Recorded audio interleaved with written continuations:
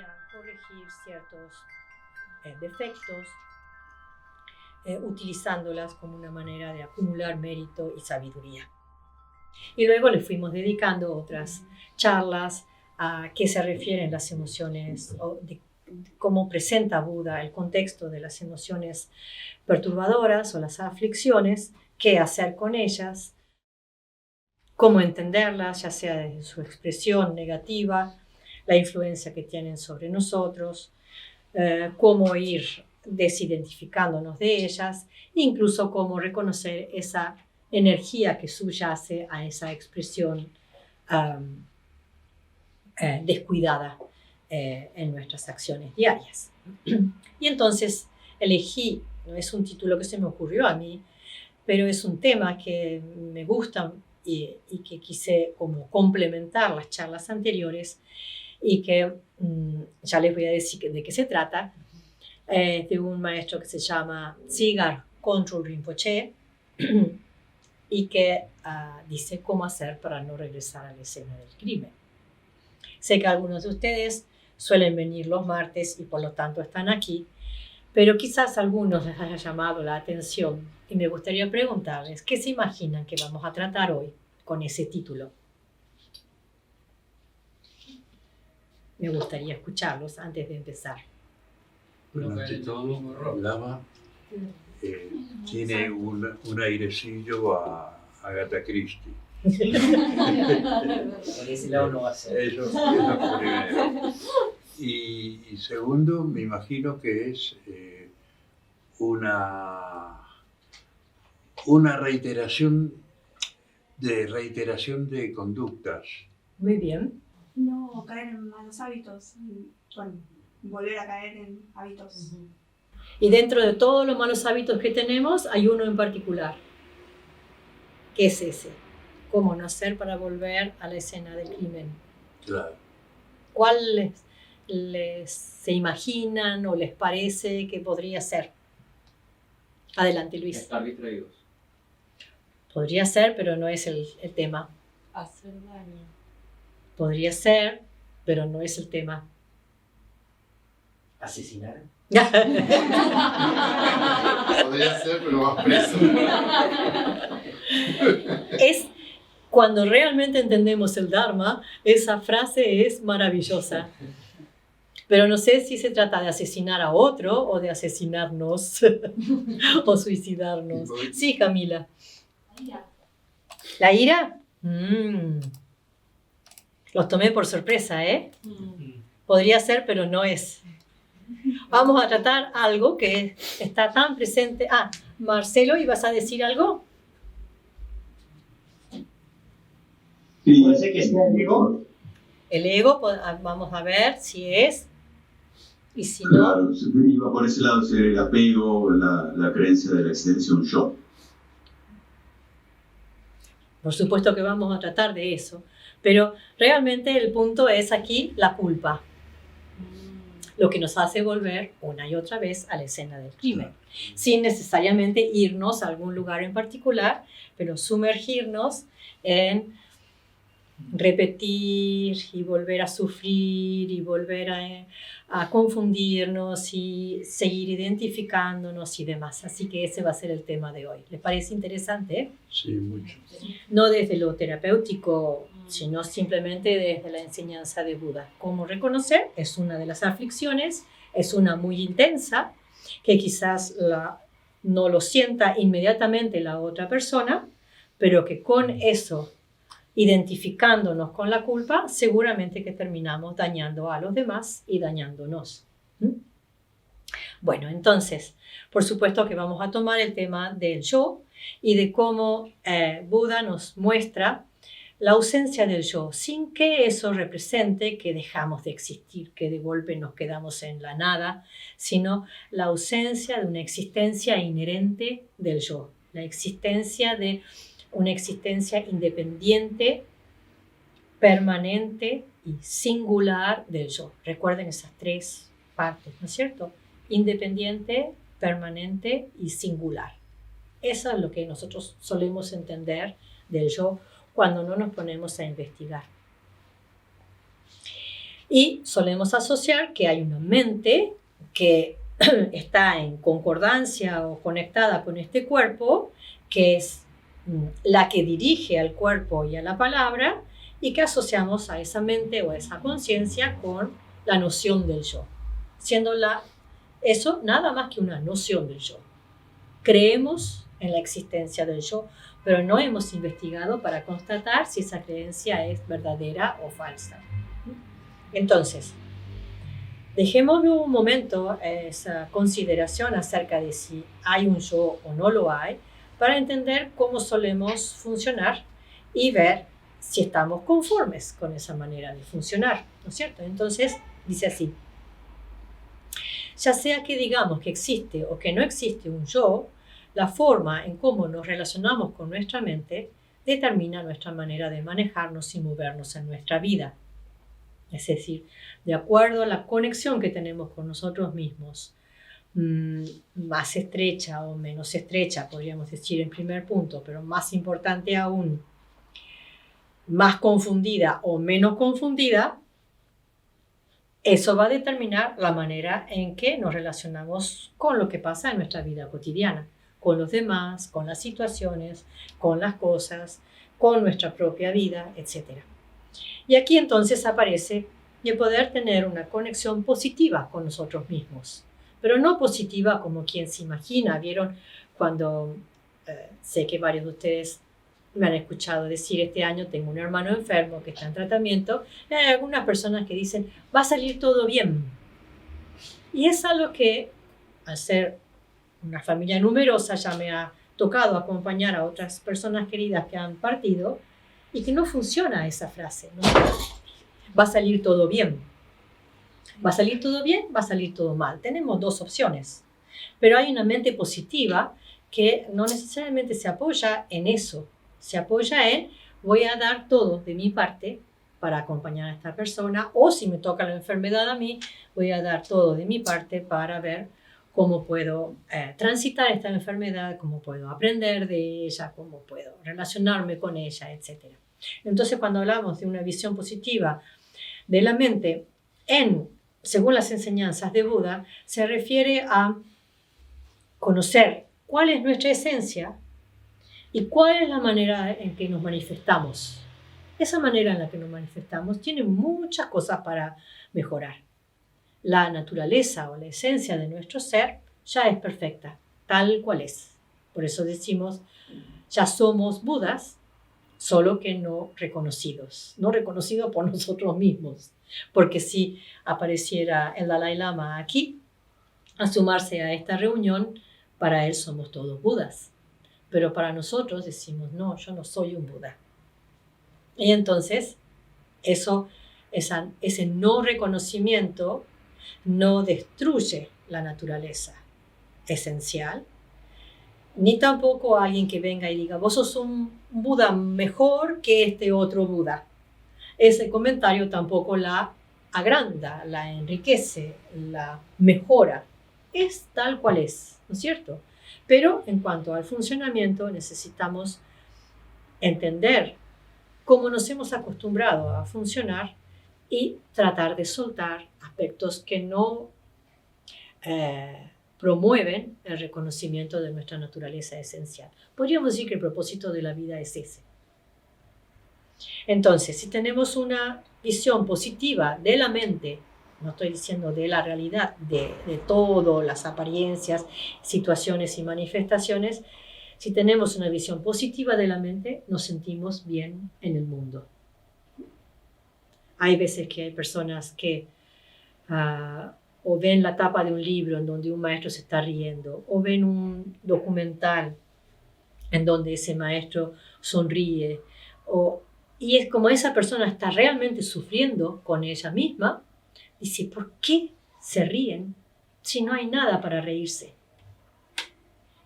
¿Por qué tienen ese carácter si hay tanto sufrimiento alrededor? Y es no entender por dónde pasa esa conexión con nosotros mismos. Si nosotros sabemos, hay una naturaleza perfecta, esa bondad fundamental está ya en nosotros, y luego hay funcionamientos confusos, a veces apoyándonos en las cualidades, a veces apoyándonos en los defectos que hacen que nuestra vida esté siendo un poco a la deriva, pero esa naturaleza es lo que es. Y entonces de ahí surge una actitud positiva con nosotros mismos. Yo puedo ser un Buda porque Buda enseña que todos los seres, por ser conscientes, tienen esa naturaleza de Buda. No es un objeto que poseemos, es todo nuestro ser que está permeado por esa naturaleza de Buda. Entonces dice, si tenemos una visión negativa de la mente, es difícil que nos sintamos bien en el mundo. Entonces, cualquier cosa del exterior que parece provocarnos, la tomamos como algo tremendo. Una mala noticia, alguien que en la calle sin querer nos empuja, haber perdido dinero, lo que fuera. Es algo tremendo para nosotros porque ya estamos sintiéndonos mal con nosotros mismos. No aceptamos lo que se presenta tal como se presenta. Entonces, la esencia de nuestra práctica consiste en la habilidad para apreciar el potencial de la mente y utilizarlo de una manera que nos sea útil. ¿Cómo aprovechar lo que Buda nos enseña para sacarle el mayor provecho a nuestra vida? Y en ese contexto, el otro es tan importante como nosotros mismos para recorrer el camino hacia el despertar. Todas las personas con las que nos encontramos tienen algo para ayudarme a encontrarme, para ayudar a relacionarme. Y por lo tanto yo puedo devolverles lo mejor de mí, las mejores cualidades, las mejores acciones. Estos días que estuve compartiendo en familia, no todos en mi familia son budistas, no todos en mi familia tienen un camino espiritual que hayan elegido seguir, si bien hay cosas clásicas como el bautismo, etc. Y una de mis hermanas me decía, si tal persona no suma nada en mi vida, yo no la quiero. Es muy determinante en sus frases y cada vez que me encuentro con ella trato de aprender, porque no me sale a mí pensar así. Pero si alguien piensa así, ¿de dónde sale eso? Me da mucha curiosidad tratar de entender ese pensamiento y tratar de imaginar cómo hay muchas personas que pueden pensar de la misma manera.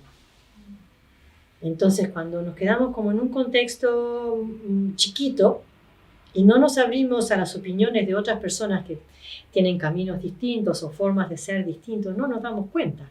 Y de ahí luego salen reacciones o comportamientos determinantes. No la quiero en mi vida, listo, es como si esa persona no existiera más en el mundo. Pero resulta que existe, y si tenemos una mirada amplia, podríamos decir, en esta vida nos llevamos así, pero quizás en otra vida éramos los mejores amigos, quizás en una vida próxima sea mi hijo o yo sea el hijo de ella. Entonces, ¿qué gano con decir, si no me aporta nada a mí, no la quiero? Ahí hay una actitud egoísta, ¿no es cierto?, de provecho. Como si yo dijera, estas galletitas me caen mejor que estas otras. Por lo tanto, voy a comprar estas y no voy a comprar las otras. Pero no lo puedo hacer con las personas, ¿no es cierto? Las personas llegan a nuestra vida porque tenemos conexiones kármicas de tantas otras vidas pasadas. Y si no les parece interesante abrir el contexto al concepto de vidas pasadas, quedémonos con lo que pasa en esta. ¿Cuántas personas habremos encontrado en el día de hoy? ¿Quieren decirme algún número? No con las que conversamos y que conocimos su historia y que sabemos cómo se llaman. Las personas que vimos o escuchamos en esta ciudad desde esta mañana hasta ahora. ¿Cuántas habrán sido? Cientos. Cientos. Por lo menos cientos. Y eso, yo tengo 60 y pico. Si sumo todos esos días, lo multiplico por la cantidad de personas, se transforman en millones. Y entonces, ¿cómo es que me conecté con esos millones y no con los otros millones? Porque hay muchas más personas en este planeta Tierra, ¿no es cierto? Es algo que nos atrajo, algo que ya estaba generado ese impulso para encontrarnos. Entonces, ¿cómo puedo elegir este sí, este no? Si son todas seres conscientes, Budas en esencia, manifestaciones diversas en apariencia. Uno es un hombre, otro es una mujer, otro es más grande, otro es más joven. Uno habla en castellano, otro habla en ruso. Siguen siendo seres conscientes, Budas en esencia, una manifestación variada. Es como si yo me estuviera viendo al espejo. ¿Cómo podría decir, no quiero ver esta imagen? Bueno, vuelvo aquí. Entonces,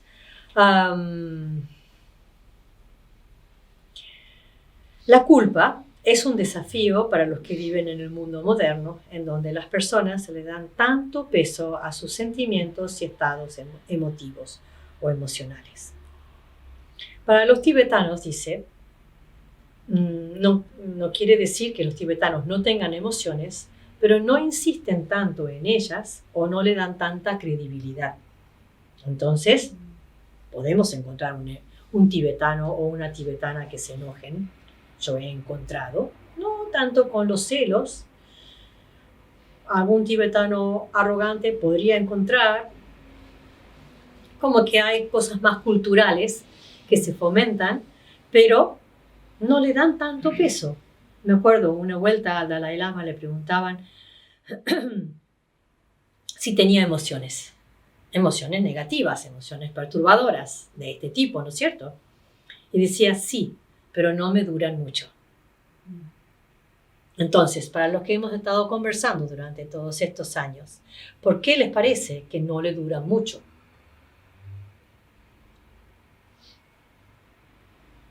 Porque tienen un mejor manejo de la atención. Bueno, ¿qué otra cosa se les ocurre? Por el no apego, no estar apegado a sus estados aflictivos, sino que se los deja pasar. Uh-huh. ¿Se escuchó o hablo muy bajito? ¿Se escuchó?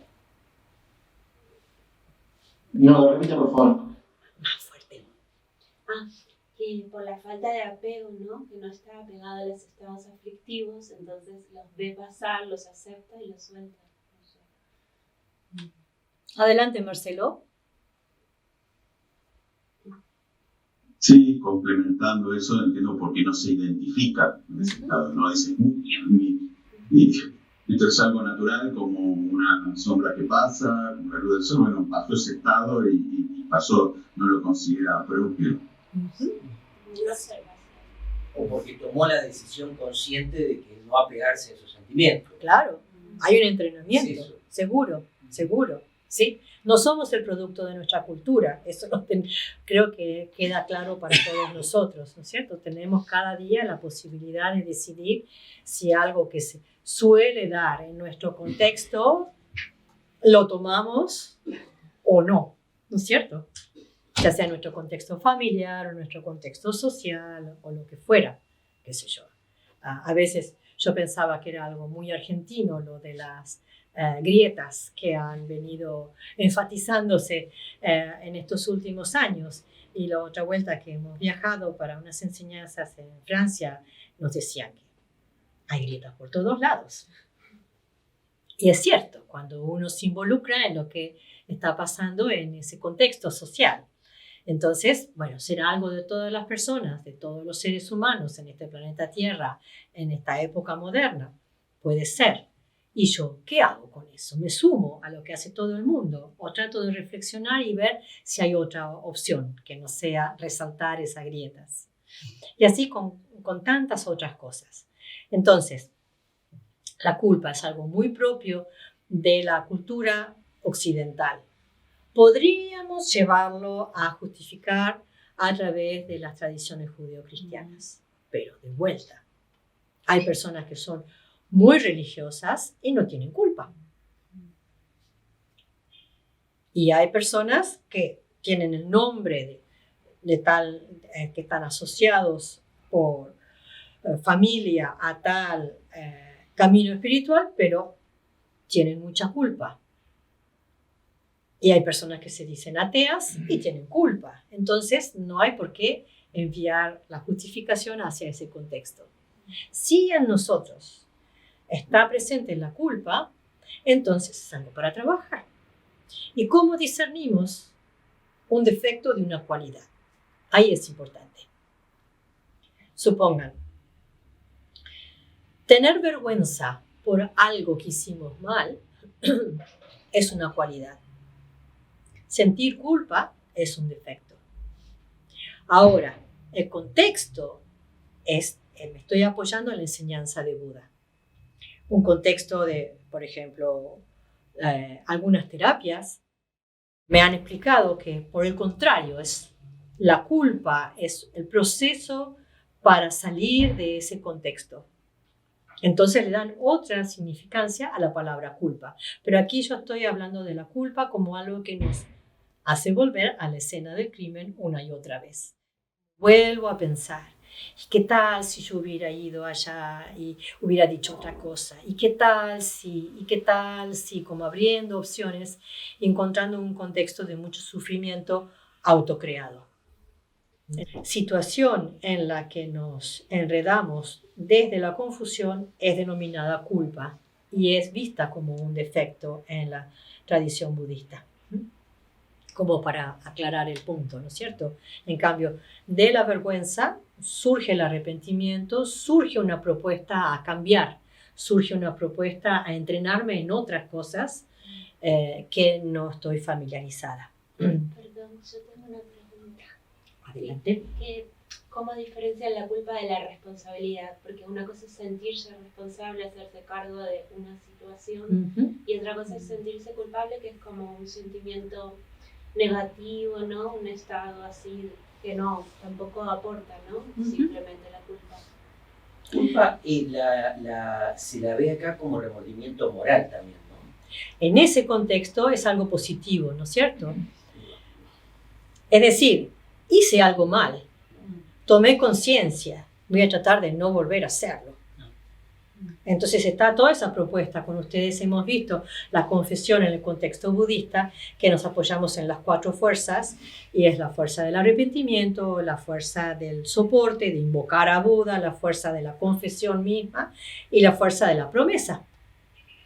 ¿Qué voy a hacer de ahora en adelante con acciones, cuando se presenten situaciones parecidas? ¿Qué tipo de acción voy a establecer? Entonces me acuerdo estar hablando con alguien formado muy bien en terapia cognitiva, y me decían que la culpa en el contexto de las terapias modernas es bueno, indica un estado de salud. Todos los días familiarizarnos con las cualidades. Sin querer, nos hemos familiarizado más con nuestros defectos que con nuestras cualidades. Y ahora tenemos que cambiar. ¿Se acuerdan eso que les comentaba? Mingyur Rinpoche decía en un momento que los científicos le habían informado que si una persona tiene 10 cualidades, 10 características, 9 cualidades, un defecto, la persona se centraliza en ese defecto y lo exagera. Y no tiene en cuenta las 9 cualidades. Toda la estrategia de Buda es decir, apóyense en las cualidades y desde las cualidades miren cómo reparar esos defectos. Es muy distinta la manera de trabajar, ¿no es cierto? Podemos probarlo y comprobarlo por nosotros mismos. Entonces dice, cuando nos sentimos culpables, perdemos la buena imagen de nosotros mismos. Sentirnos culpables indica que tenemos una fuerte aversión hacia nuestra mente, hacia cómo somos, cómo sentimos, cómo pensamos. Y la aversión hacia allá o la aversión hacia acá es igualmente una aflicción, una perturbación, es algo para corregir. Y lo primero que tenemos que hacer es reconocerlo. Entonces, muchas veces hay personas que no se dan cuenta de cuando hay una agresión hacia ellos mismos. y sí reconocen cuando hay una agresión hacia el otro. Si ustedes tienen cerquita a alguien que se enoja fácil, pueden estudiarlo sin molestarlo, ¿no es cierto? Digo en el caso de que ustedes no sean personas que se enojen fácil. Porque el enojo, como hemos visto en las otras charlas, es algo que se suele tomar como punto de partida. ¿Por qué? Porque es explosivo, porque es fácil de darnos cuenta que es destructivo. Es más fácil de utilizarlo como primer ejemplo que si nos ocupáramos del deseo, porque el deseo es más pegajoso, es más escondido, no nos damos cuenta del efecto negativo que tiene sobre nosotros. O la envidia. O la envidia, que tiene como un efecto directo hacia nosotros. Pero esa persona que se enoja fácilmente, que encuentra justificaciones para enojarse, tiene en principio una aversión hacia él o ella misma. Pero Sí. no le escuché, dama. Tiene una aversión hacia Hacia sí él mismo. o hacia ella Hacia- misma. Y desde ahí, cuando se enoja con nosotros, sea algo que encuentre justificable o injustificable, de nosotros ya va a haber otra mirada hacia esa persona. Porque entendemos que no está bien, como decía, esa visión positiva hacia su propia mente. No estamos hablando del físico, del tono de voz, de la inteligencia, de la belleza, no, hacia la conciencia misma. Si no hay contacto, entonces hay ya un estado de aversión, no soy suficiente, no soy bueno, no puedo desenvolverme fácilmente con los demás. Entonces sale ese enojo hacia afuera para justificar el por qué se ve a sí mismo de esa manera. Y por lo Puede ser tanto, que sea miedo también, ¿no? también, por supuesto, hay secuencias que aparecen muy rápido, las hemos empezado a ver en esas charlas anteriores y es algo como para seguir estudiando. Entonces, aquí hay un punto más, como la culpa surge primero por un malentendido hacia nosotros mismos. No soy suficiente. Y sobre eso, cualquier error que hayamos cometido, decimos, listo, no lo puedo reparar. Ya eso me quedó como una marca para el resto de la vida. Y es una mirada hacia nosotros. Imagínense, si eso no está presente, ¿cómo podemos fácilmente encontrar una estrategia para reparar lo que hicimos? Una vuelta una amiga me decía, invité a varios familiares que vinieron a quedarse en casa, pero yo tenía que trabajar. Así que cuando volvía por la noche, ellos tenían preparado la cena, etcétera, nos divertíamos, conversamos de un montón de cosas y siguieron viaje para su provincia.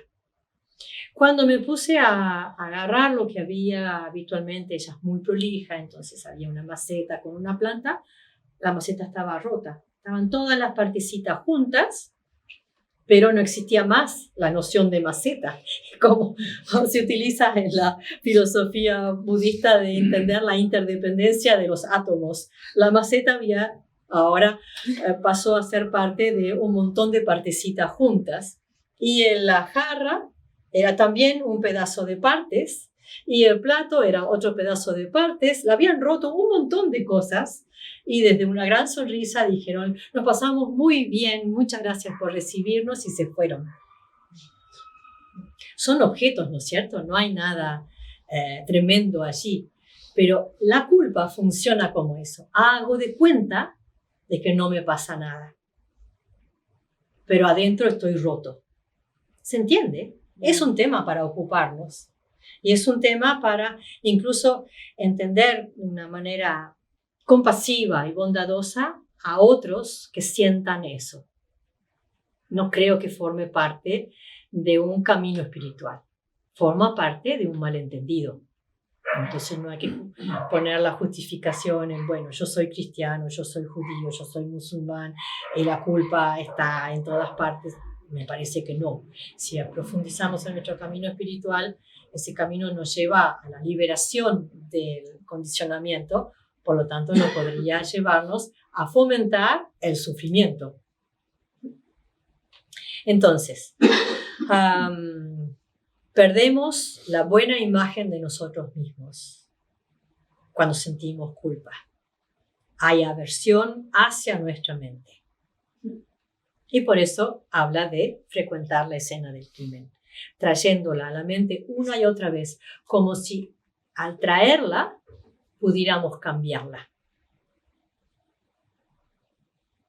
Supongan que alguien fue y golpeó a otra persona en la calle, salió corriendo, nadie lo vio, la persona quedó lastimada, como pudo, siguió su camino, y esta persona dice, ay, no me vio nadie, listo.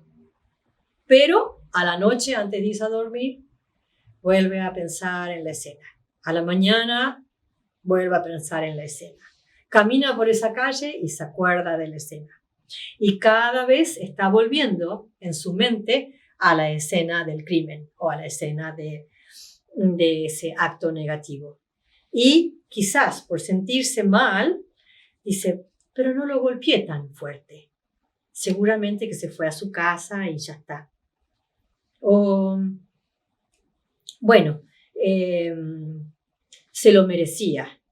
Estamos como tratando de cambiar el final, como si hubiéramos ido a ver una película de terror y nos invitaran a ver la película de vuelta. Decimos, no le va a pasar, eso no le va a pasar. Vas a ver que van a cambiar el final. Vas a ver que todo termina bien. Y resulta que la película está filmada, ya está producida con un objetivo de generar esas emociones en el espectador. Va a terminar igual que cuando la fuimos a ver la primera vez. La podemos ver 100 veces y tiene un final dramático y las 100 veces va a tener el mismo final. Por más que nosotros nos digamos, no, hoy, porque es martes, va a ser un final romántico, maravillosamente feliz. Y nos vamos a ir todos cantando. Y no, saltó la sangre por todos lados y terminaban las personas con la presión alta y con el corazón latiéndole a 1000. Y tantas veces como querramos ir, la película va a terminar de la misma manera. ¿Por qué tenemos la insistencia de considerar que si la sigo viendo, el final va a cambiar? Entonces, dejemos de lado la película, pasémoslo a algún hecho que hayamos recordado, en donde no nos sentimos bien. A veces las personas se sienten mal cuando actuaron con descuido frente a alguien que después falleció, y uno dice, ay, ¿cómo hago para repararlo? Y entonces queda un pesar y queda como una sensación de imposible dar marcha atrás. Pero recuerdo y me propongo, si hubiera sido más cuidadosa, si hubiera pasado tal cosa, o a veces lo hablamos con un amigo, o lo hablamos con algún hermano, etcétera. Esos buenos amigos que nos dicen, ya basta, no me lo cuentes más. Ya está, ya pasó, hay que moverse. Son esas personas que a veces nos hacen recapacitar y pensar desde otro lugar. Pero el tema es cómo nos relacionamos con nosotros mismos para no tener que recurrir a eso que es sinónimo de un sufrimiento autocreado. Estamos en casa, solos, recordando algo que nos salió mal, sintiendo que somos malos fundamentalmente y que no podemos salir de ese lugar. Bueno, entonces el tema es poder aceptar lo que sucede y ser responsables, como decías, de nuestras acciones. No podemos reparar lo del pasado, pero podemos, estando en el presente, promover cambios en nosotros mismos. Y esos cambios muchas veces lo notan los demás. Si se da la situación de poder encontrarnos con alguien a quien hemos lastimado en otros momentos, hay que ser hábiles y hacer hasta donde uno pueda en ese momento, como recordándose, estoy en entrenamiento. Soy naturalmente un Buda, en esencia soy un Buda, pero soy un individuo en entrenamiento. Así que voy a probar, probamos, nos retiramos, probamos, nos retiramos. ¿Se acuerdan cuando estudiábamos las emociones? Habían como 3 estrategias. ¿Cuál era la primera para aplicar? Esta es una pregunta un poco más difícil, pero quizás alguno la recuerde. En la renuncia. La renuncia, exacto. Qué felicidad que hayas contestado así de una. La renuncia. Renuncio a hacer daño, sea para allá o sea para acá. Ya lo entendí. No es algo digno, no porque sea una ley o porque sea algo que me lo impone la sociedad, sino porque yo decido correrme de ese lugar. Y entonces renuncio. Aparece ese impulso y yo digo, no quiero seguirlo. Aparece ese impulso y me desidentifico. Aparece ese impulso, respiro hondo, trato de establecerme en un contexto más equilibrado y veo qué puedo hacer. Si no puedo hacer algo frente a esa situación, me retiro. Esa es la renuncia externa. Me retiro con cualquier excusa. Enseguida vuelvo, me acordé que dejé prendida la pava en el fuego. Y voy y me ocupo de mí. Y si puedo, vuelvo. Y si no puedo, no sé, le mando un mensajito. Digo, uy, cuando pueda, vuelvo. O me surgió algo. Me surgió algo, no es una mentira del todo. Me surgió que me tengo que ocupar de mí. Porque si vuelvo ahí, voy a perder mi renuncia. Entonces me surgió algo importante, podemos decir, urgente, podemos decir, porque realmente es importante para mí decir, ¿y ahora qué hago con todo esto? Pero no prendo la televisión o me pongo a charlar con el vecino, me ocupo de eso y realmente trato de, si no sé qué hacer, estudio. Y si sé qué hacer, me aplico. No crean que por hacerlo una vez es suficiente, sino hacerlo una y otra vez, una y otra vez. Así que si tienen esos buenos hermanos, amigos, vecinos, que un poco promueven ciertas cosas que no están resueltas en ustedes, adóptenlos como sus amigos necesarios. Pero sepan que la estrategia es un ratito y me fui. Un ratito y me fui. Y entonces voy viendo cómo respondo a eso. En vez de decir, ya está, tengo todo resuelto, listo, y conviven 15 días. No, un ratito y me fui. Algo fácil y me fui. ¿Sí? Entonces, recuerden esos consejos prácticos. Perdón, ¿eran 3? Sí, 3 estrategias para tratar las emociones. La primera es el rechazo, la renuncia. Una vez que eso está bien establecido, entonces me ocupo de entrenarme y el entrenamiento va a pasar por tratar de trabajar lo que es lo opuesto, que no me resulta nada familiar, pero que me puedo aproximar poco a poco. Por ejemplo, de trabajar el amor, de trabajar la paciencia, de trabajar la compasión, de trabajar la empatía, etc. Y entonces, justamente para un celoso, trabajar la alegría de que le vaya bien al otro es dificilísimo. Pero hay pasos a seguir que son muy prácticos y que nos pueden hacer entender cómo transformar a lo que era un defecto en una cualidad. Al principio la inventamos literalmente. Incluso en algunos textos dice, es como si yo me pusiera la campera de otro y digo, esta campera es mía. Mientras que la tenga puesta, soy como el otro. Por ejemplo, si tenemos a alguien que le sale naturalmente sentir alegría por la felicidad o el bienestar de otros, y a nosotros no, entonces hoy soy Julián. Muy bien. Y cada vez que pasa algo, trato de actuar desde ese lugar. Lo estoy fabricando. Porque lo fabrico, con el tiempo encuentro esa cualidad que ya está presente en mí. Solo que estaba tapada, como desconsiderada, como si fuera algo que tenemos en el cuarto que ni siquiera nos acordamos que está. Y de golpe decimos, es cierto que tenía esto por acá. Y entonces ahí sale algo más genuino. Y después hay un tercer paso que es más avanzado, cuando eso ya lo tenemos muy manejado y como dice aquí, hay una buena conexión, una conexión positiva con nuestra mente en cuanto a, estoy llena de cualidades. Entonces, desde esas cualidades puedo seguir resolviendo los defectos. Y ahí entonces puedo empezar a entender cuando surge un defecto, la energía que subyace. Es delicado, pero no imposible.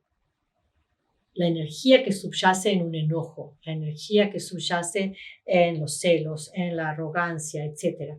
Es una energía llena de potencialidad. No es cuando decimos, ay, me gustaría desaparecer, o este enojo no sirve para nada, como si pudiéramos tomar algo que está descompuesto y lo tiramos a la basura. Y aquí empieza a surgir, no hay nada en mí que sea para tirar a la basura. Todo puede transformarse en abono para reconocer el Buda que soy. Como una buena persona de campo que sabe las cáscaras de fruta van para acá, la comida cocida va para allá, los metales van para allá, ¿no es cierto? Y le encuentra el uso a todo. Este mueble se rompió, pero voy a guardar la puerta. Cacerola se me quemó, pero la voy a usar para no sé qué. No hay algo para decir, no sirve para nada. Esa persona sabe encontrar el provecho de cada cosa. Entonces nosotros sabemos cómo aprovechar la energía que subyace a algo que tiene una manifestación negativa. Y para eso tenemos que estar muy en concordancia con nuestra naturaleza. Entonces surge la energía, no surge la perturbación y hay una capacidad para andar por la vida mayor que antes. Hay menos cansancio, hay más claridad, hay mucha más habilidad. Y porque en todo ese proceso del entrenamiento nos damos cuenta que todo lo que nos pasa a nosotros es tan variado como lo que le puede pasar a los demás. Entonces alguien está enojadísimo con la realidad política argentina y nosotros decimos, sí, yo conozco lo que es el enojo. Sin quedarme en la situación circunstancial, sé el sufrimiento que está teniendo esa persona mientras que padece el enojo. Bueno.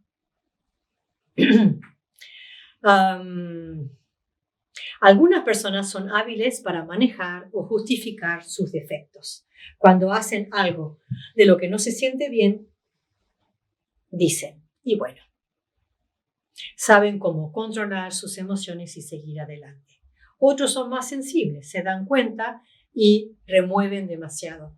En vez de investigar la mente con curiosidad, fijan su atención en cómo se sienten. Le dan demasiada importancia a las emociones y las sensaciones. ¿Están de acuerdo? No quiere decir que las bloqueemos. Quiere decir no darle tanta credibilidad. Aparecen y se van, como si el cielo se sentiría afectado cuando de golpe aparecen muchas nubes. El cielo les da su espacio para que esas nubes se muevan, sabiendo que van a estar y que luego van a desaparecer, se van a transformar en otra cosa. El ejemplo del cielo es un ejemplo, ¿no es cierto? Mingyur Rinpoche dice, los ejemplos no tienen que condecir con la realidad. Si estamos hablando de la realidad, no estamos aplicando un ejemplo, pero es muy común el ejemplo del cielo y lo que ocurre en ese espacio. Entonces, ya proponernos no darle demasiada credibilidad a las emociones o a los sentimientos va a hacer que tengamos una relación más equitativa, más ecuánime con nosotros mismos. Nuestra culpa puede tener también algo de orgullo. No toleramos la idea de tener faltas. Claro. Al verlas, nos sentimos como si fuéramos a estallar. Tenemos que despojarnos de este hábito a rechazar nuestras experiencias, ya que de ese hábito surge la culpa. Somos muy críticos. Un discernimiento preciso no quiere decir alguien crítico. Y por eso en el budismo tenemos esos dos componentes, la sabiduría y la compasión. Y nos entrenamos trabajando con este. Este es el animalito de laboratorio, no es el otro. Como diciendo, voy a trabajar la paciencia con el otro, voy a trabajar la humildad con el otro. No, empezamos a trabajarlo hacia aquí y porque nos entendemos plenamente, cuando alguien está sufriendo, cuando alguien está libre de sufrimiento, decimos, lo entiendo, sé cómo siente, sé cómo está experimentando o pasando esa situación. Entonces aquí aparece la aceptación como el primer paso para trabajar en cómo soltar la culpa. Y volvemos al punto inicial. ¿Por qué Buda empezó hablando? Existe el sufrimiento. La primera noble verdad en su primera enseñanza es: existe el sufrimiento. Y no es que nos esté diciendo algo nuevo, nos está diciendo algo que ya lo hemos notado, pero que no lo estamos mirando lo suficiente. No para sufrir el doble, sino que porque lo miramos, lo podemos resolver. En cambio, si no lo miramos, no sé, el otro día mi hermano hizo un mal esfuerzo y tenía un dolor en la costilla. Él determinó que se fisuró la costilla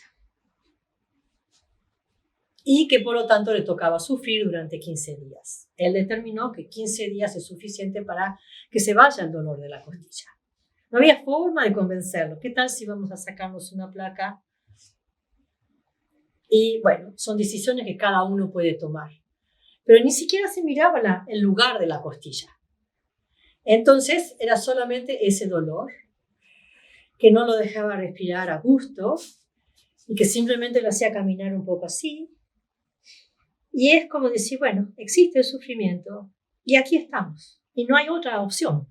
Y esa no es la realidad, ¿no es cierto? Por suerte, eso es un sufrimiento menor comparado con otras situaciones y podemos movernos de ahí. Pero el sufrimiento en toda su expresión tiene manifestaciones variadas, pero tiene como una característica de hay una confusión que me lleva a sufrir. Si yo trabajo con la causa del sufrimiento, me libero del sufrimiento. Mientras que si quiero eliminar todas las condiciones que puedan promover el sufrimiento, no voy a terminar nunca. Hay un ejemplo clásico de Shantideva de una persona caminando a pie por un lugar en donde hay plantas con espinas. Y entonces tiene dos opciones. O va sacando las plantas y va dando pasos y pasos y pasos y pasos, lo que le va a llevar mucho más tiempo recorrer esa distancia, o se pone unos zapatos en donde el pie no toque las espinas. Entonces aquí tengo que conectarme con la causa del sufrimiento. Esa causa no es exterior, está en mi propia mente y se debe a un malentendido. Yo creo que soy este yo, cuando en realidad soy un Buda. Y entonces, este yo tiene defectos y esos defectos generan sufrimiento.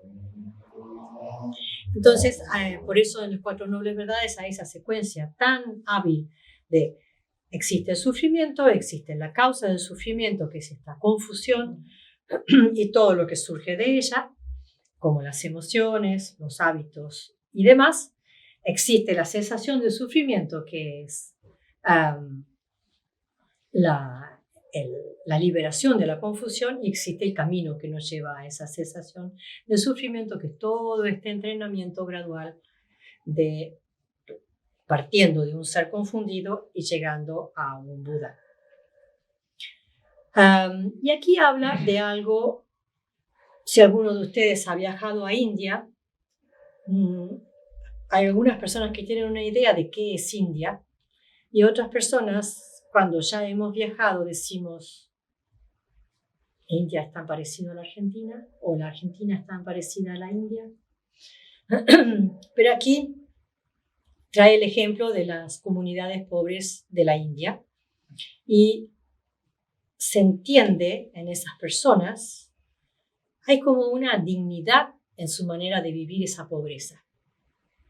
Aceptan esa condición, pero no quiere decir que se resignan a vivir pobres.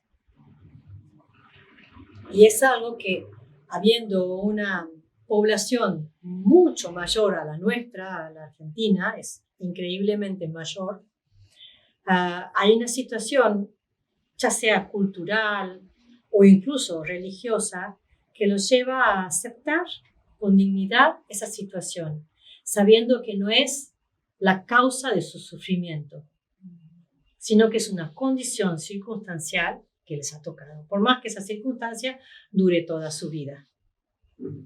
Entonces no hay una queja por la situación que están viviendo.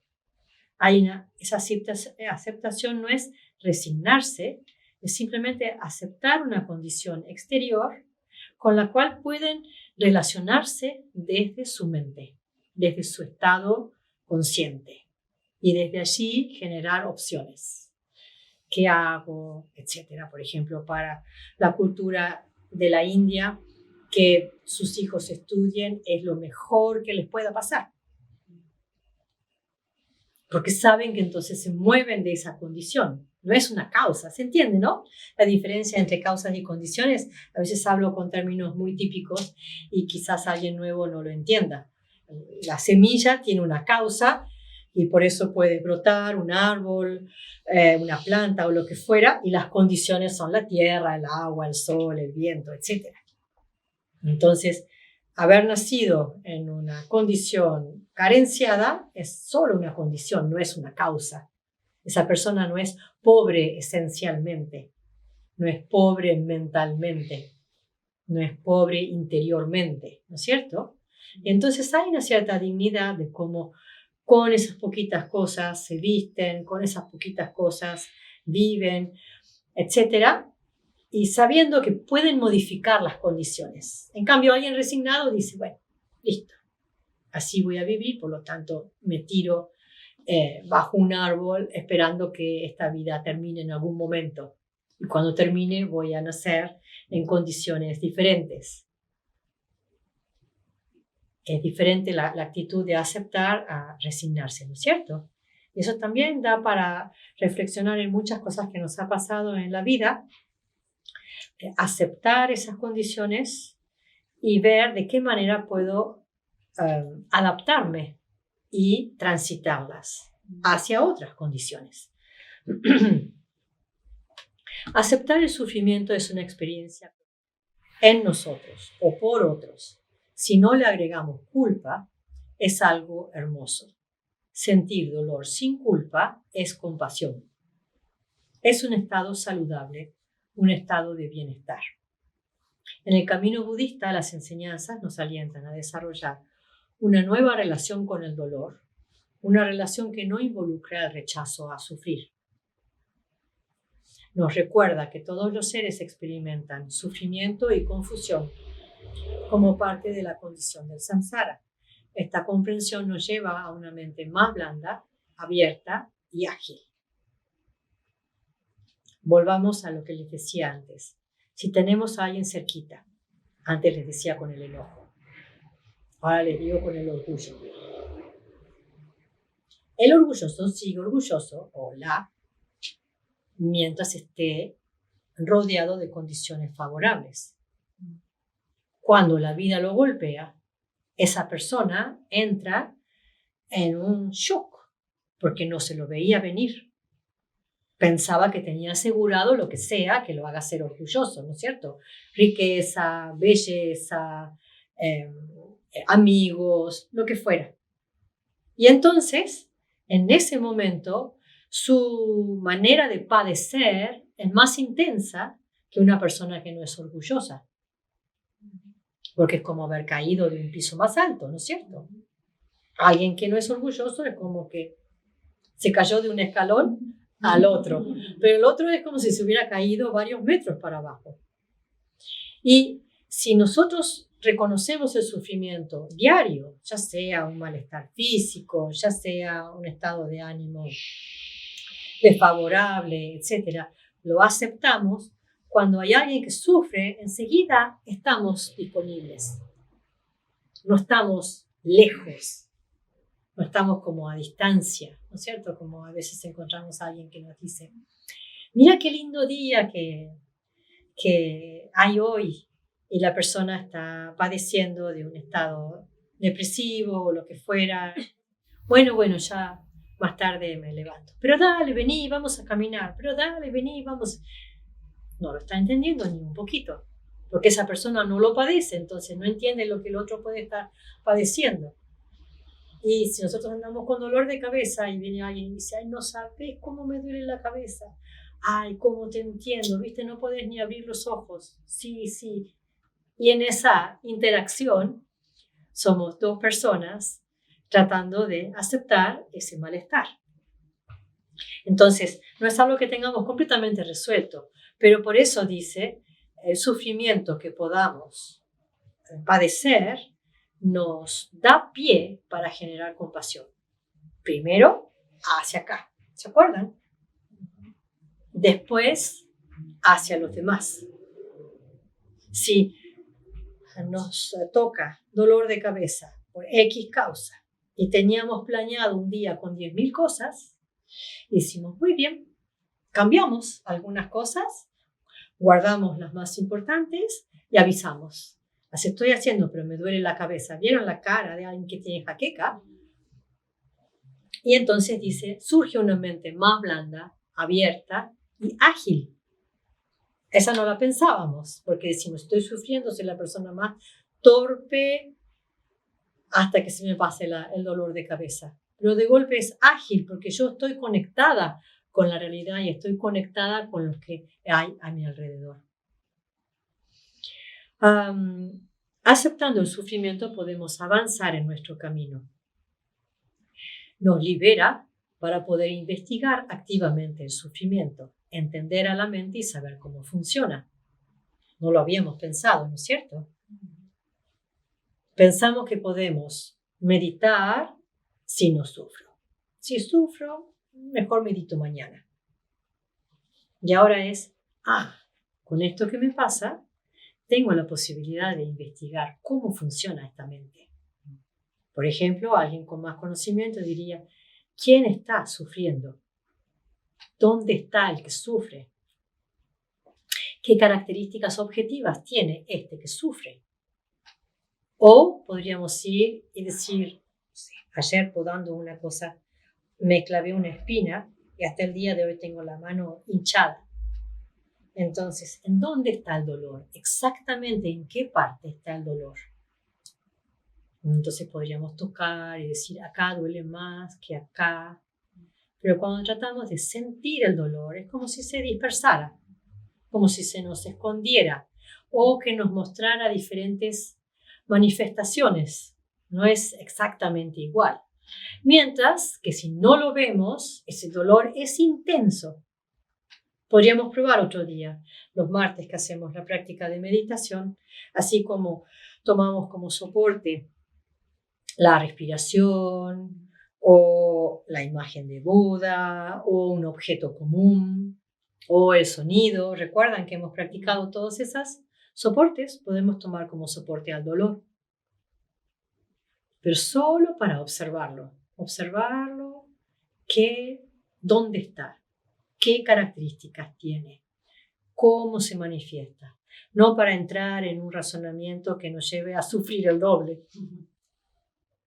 Hasta aquí vamos bien. Entonces, el subtítulo era seguir investigando cómo funciona el yo. Cuanto más lo entendamos, vamos a poder funcionar de una manera correcta, saludable, íntegra. Y ese yo empieza a perder consistencia. Es como mirar algo. Hace un rato alguien me decía, siento que hay alguien conocido por ahí. Siento que está por ahí. Y de golpe miró y había, de hecho, alguien que estaba por ahí en una calle, ¿no es cierto? Y lo saludó. Entonces, esto es lo mismo. Y bueno, el yo es así, o yo soy así, o mi personalidad es así, pero no nos miramos. Entonces, si ahora empezamos a mirar y a mirar y a mirar, encontramos un conjunto de elementos que conforman un yo. Pero ninguno de esos elementos tienen la capacidad de determinar un yo. Somos un conjunto de partes, es una muy buena noticia. Ese conjunto de partes se reunió en un momento, permaneció reunido en un momento, y en otro momento dejará de estar reunido. Y sin embargo, la mente no desaparece, no muere, ¿no es cierto? El cuerpo va a morir, esta historia asociada a un hombre o una mujer va a morir, pero la conciencia con todo su aprendizaje no muere y no llega a ser un yo. Eso es lo interesante, ¿no es cierto? Bueno, quisiera ir redondeando para ver si hay alguna otra pregunta o pasar a una práctica juntos. Entonces dice, necesitamos mirar sin juicios de bueno o malo y al mismo tiempo entender cómo las cosas son buenas y malas en virtud de que generan felicidad y sufrimiento. Solo por eso no hay algo que sea esencialmente malo o esencialmente bueno. Es solo una interacción. Necesitamos ver claramente la diferencia entre arrepentimiento por ver y aceptar las causas y condiciones del sufrimiento y la culpa, que es tan solo el deseo de escaparse del sufrimiento. Si yo pudiera volver a la escena del crimen y la cambio, ¿y entonces qué pasaría? Si yo pudiera meterme en ese proyector donde pasan la película y le agrego otro final y toda la gente sale riendo, pero no puede ser, ¿no es cierto? Bukha Rinpoche me decía en un momento, el pasado no tiene la capacidad de hacernos sufrir en el presente.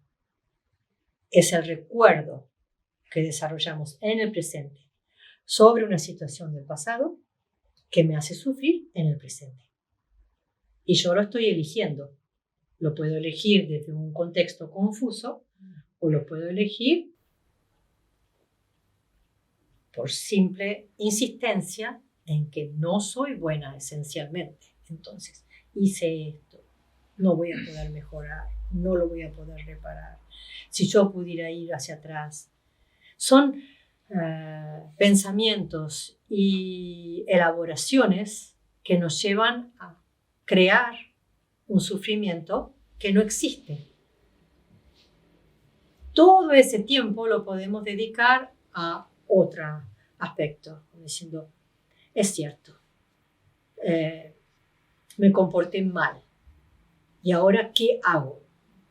¿Qué opciones tengo? Podemos preguntar, podemos pedir consejos, podemos probar cosas, podemos estudiar, etc. Desde cualquier contexto terapéutico, o budista, o de cualquier tradición que sigamos, y decir, yo me muevo de esto, necesito moverme, sé que tengo la capacidad para hacerlo. Entonces, es solo de esta manera como podemos comenzar a investigar las vastas posibilidades de la mente. Al cambiar nuestro enfoque, podemos crear causas y condiciones para la felicidad, en vez de crear causas y condiciones para el sufrimiento. Tenemos cada uno esa posibilidad.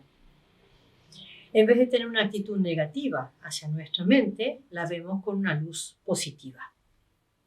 Sin el sentimiento de que somos malos y sin necesidad de machacar una y otra vez en el mismo tema, podemos disfrutar de la vida. La sabiduría se incrementa y somos libres para emerger de nuestras costumbres habituales y pensamientos negativos. Y aquí hay una cita de Nagarjuna. Nagarjuna es uno de los grandes eruditos de los maestros de la India budista. Alguien que actúa sin cuidado, pero que luego se vuelve cuidadoso y atento, es tan bello como la luz de la luna cuando emerge entre las nubes. Y esa posibilidad la tenemos cualquiera de nosotros, incluso si empezamos a pensarlo a los 80 años, o a los 60 años, o a los 20 años. Hay como esa capacidad de reencontrarnos. Y creo que ese es uno de los mensajes más importantes de la enseñanza de Buda en general, ¿no es cierto? Si no tenemos la noción de deseo llegar al despertar para beneficiar a todos los seres, está esos consejos prácticos para llevar adelante una vida significativa. Una vida en donde yo pueda conectarme con lo que me pasa, sin estar apoyándome en lo que me rodea, sino más en cómo me relaciono conmigo, con la propia mente. ¿Hay alguna pregunta o algo que no he desarrollado y que les gustaría contarnos? Me parece que el hecho de tomar muchas veces, digamos, de una manera positiva elementos que aparentemente son negativos, va muy en relación con la tradición del Tantra. Eso me pareció. ¿Puede ser? No te terminé de entender.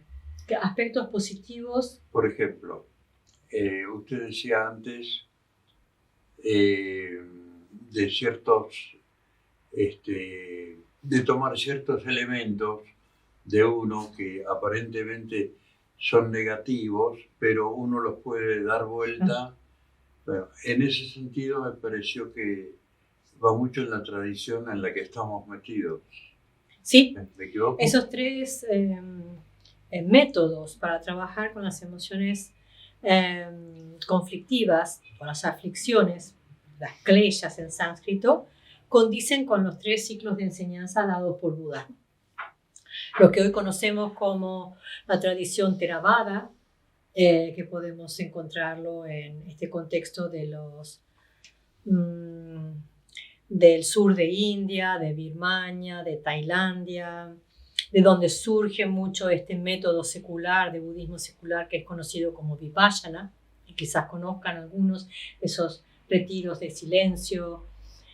Trabajan sobre todo con la renuncia interior y apoyándose en la renuncia exterior, por ejemplo, un retiro de silencio, un retiro grupal o la vida monástica, en donde entonces hay una renuncia a las distracciones, una renuncia a los estímulos que puedan generar en nosotros reacciones adversas y la renuncia a fomentar en nosotros esas perturbaciones. Y el método de la transformación es propio de la tradición del Mahayana, de la segunda enseñanza dada por Buda, en donde está muy presente el entrenamiento de la sabiduría y la compasión.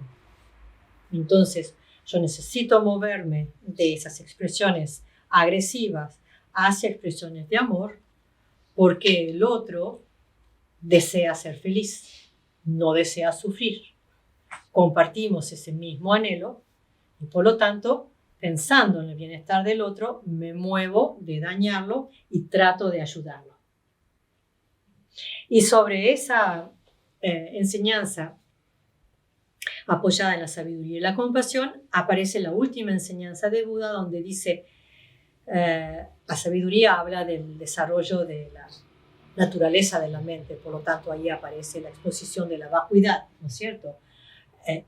La naturaleza de la mente es la esencia de donde surgen todas las posibilidades. La vacuidad es más un espacio que permite que todo se manifieste, no tanto una vacuidad como un hueco o una carencia. Entonces, sobre eso dice Buda, no es solo vacuidad, es también luminosidad, es también cognición. La naturaleza de la mente es espacio infinito, libertad infinita y cognición infinita.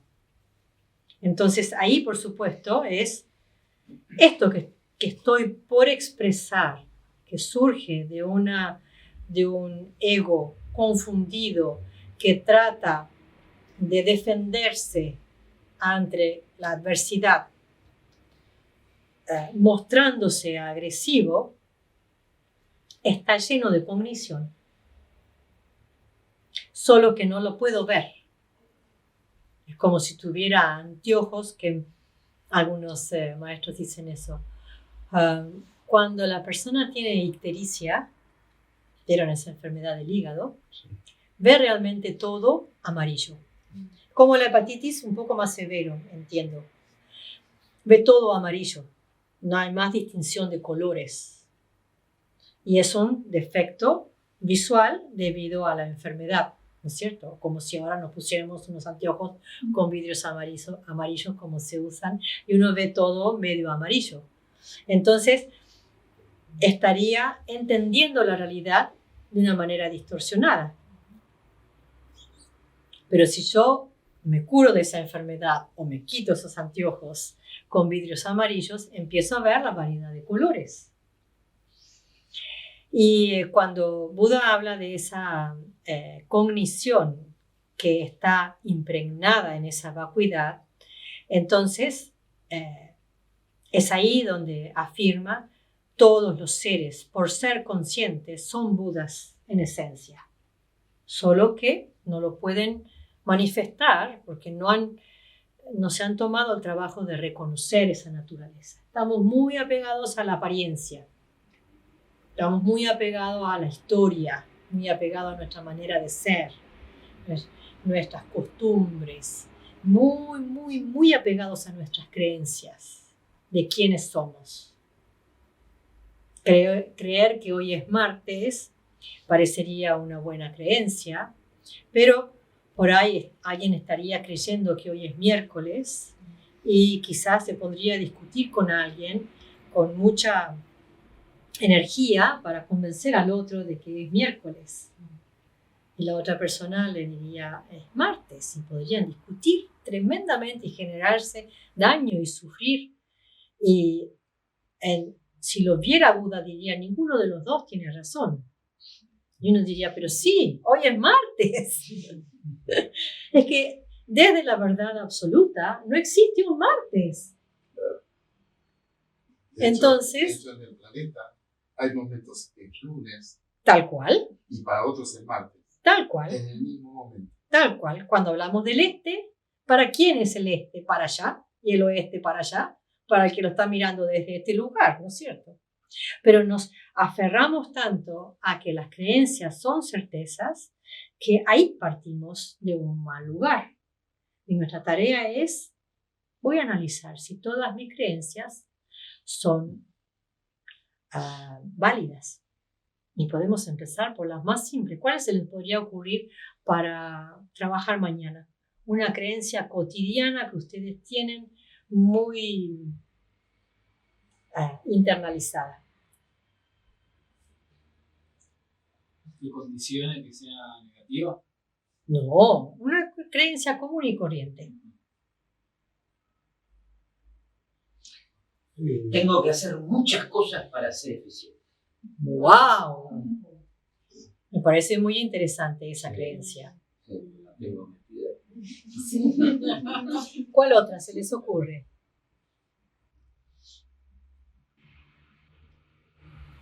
A mí me gusta ir a lo... Envejecer es malo. ¡Wow! Algo más simple. A mí se me ocurrió algo simple. Disculpen. El té es más rico con azúcar. Depende. A veces sí, a veces no. Entonces, la misma persona de experiencia, sí. A veces hay momentos en que qué rico. Y a veces no quiero azúcar. Y soy la misma persona. Entonces no es una certeza, es una creencia que nos lleva de vuelta a reconocer que ese yo es un conjunto de partes. Porque si fuera un todo, tendría que ser siempre igual. No podría envejecer. No podría cambiar de ideas. No podría cambiar el cuerpo. No podría cambiar las amistades. Imaginan, es una vida tremenda. Estamos todo el tiempo cambiando, ¿no es cierto? La impermanencia o lo transitorio y la interdependencia es una de las cosas más maravillosas que nos hacen ser creativos y vivir el día de una manera creativa, ¿no es cierto? Y hay muchas personas que dicen, no, ay, no quiero ningún cambio, que mañana no pase nada distinto. Pero bueno, ahí vemos como ciertos puntos o ciertos temas nos ayudan a confiar en que hay mucho más para conocer de nosotros mismos. Cuanto más conozcamos de nosotros, más podemos entender al otro. Alguien un poco descuidado, que no le gusta mucho investigar y diría, pero déjate de trabajar con vos y anda a ayudar a no sé, los que necesitan por allá y por allá. ¿Y con qué capacidad podríamos ayudar a los otros si no nos conocemos nosotros mismos? Y es muy interesante el trabajo, eso sería otra creencia para trabajar. Qué duro que es trabajar con uno mismo, qué duro este camino de ser budista, no sé si voy a poder. Son todas creencias, ¿no es cierto? Con conocernos un poquito empezamos a ver que se van abriendo puertas y se van abriendo posibilidades. Les quería comentar que el martes de noviembre vamos a tener a Lama Eric Trieberhorn, que es americano y que nos visita esa semana para el retiro anual de Mahamudra, y que lo hemos invitado para una charla abierta y que los aliento a que estén presentes porque tiene mucha capacidad y tiene mucha sensibilidad para presentar temas. Le hemos propuesto el tema de la interdependencia como una continuación de todas estas últimas charlas y ya les recordaremos la fecha y demás, pero esa va a ser como la última charla en este año, ¿no es cierto? Y para todos los que están viniendo los martes, entonces el martes próximo ya volvemos a la práctica y seguimos avanzando con nuestra meditación, y los que quieran sumarse también están muy bienvenidos. Tomémonos un momento para reposar el cuerpo, la respiración y la mente luego de toda esta elaboración. Solamente soltar si hay cansancio y encontrar esa referencia entre el cuerpo y la mente, quizás a través de la respiración como puente.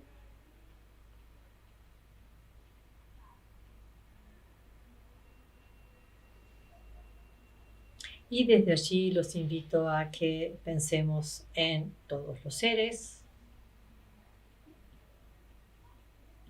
Y al recordarlos, recordar cómo todos ellos desean liberarse del sufrimiento, encontrar la felicidad y cómo podríamos ayudarlos. Podríamos pensar un momento en esa alternativa, encontrar ahí una aspiración, un deseo, un anhelo de poder ayudarlos. Y entonces les ofrecemos el mérito, la virtud, la energía positiva que hayamos reunido en este encuentro o que hayamos reunido en el día de hoy o en esta vida, por esta actividad benéfica que pueda obtener la omnisciencia de Buda, y habiendo vencido